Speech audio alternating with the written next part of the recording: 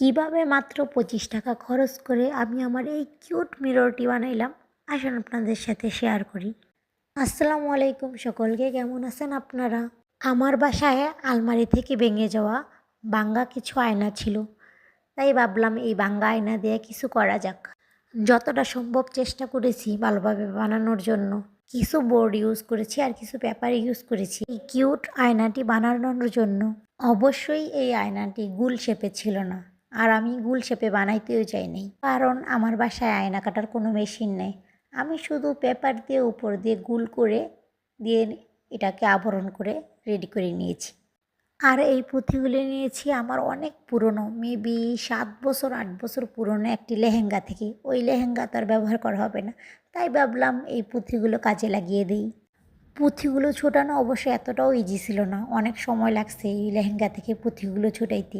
পুঁথি ছুটানো শেষ হয়েছে আর বসে পড়েছি আয়নাটা একটু ডেকোরেশন করার জন্য। ভাবলাম দেখি এই পুঁথি দিয়ে আয়নাটা ডেকোরেশন করলে ঠিক দেখতে কেমন দেখাবে। আর এইখানে আমি আঠা হিসেবে ব্যবহার করেছি ফেভিকল আঠা, যেটা মাত্র 25 টাকা দাম। মানে এই ফেভিকলটাই শুধু নিয়েছি 25 টাকা দিয়ে, আর যা ছিল সব বাসায় পুরনো। পুরনো জিনিস দিয়ে যদি নতুন কিছু বানানো যায় তাহলে মন্দ কি বলেন?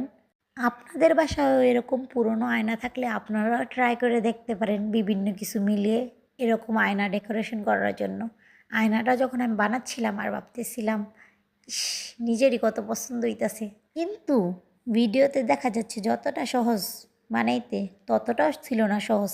এখানে তো দেখাচ্ছে মাত্র 2 মিনিটে এই আয়নাটা আমি ডেকোরেশন করে ফেলেছি, কিন্তু না, এই আয়নাটা বানাইতে আমার প্রায় 1 ঘন্টার মতো লাগছে। ঘন্টা লাগুক আর যত বেশি সময় লাগুক, অনেক কষ্ট করে বানানোর পরে যখন ফাইনাল লুক অনেক বেশি সুন্দর আসে, তখন যে মনটা এত বেশি ভালো হয়ে যায় তা বলার বাইরে। পুরোটা বানানোর পরে, মানে পুরোটা ডেকোরেশনের পর আমার এত বেশি পছন্দ হয়েছে কি বলবো। এখন এই মিররটা যেই জায়গায় রাখবো ওই জায়গারই লুকটা যেমন চেঞ্জ হয়ে যাবে। খোদা হাফেজ, টাটা, ভালো থাকবেন সবাই।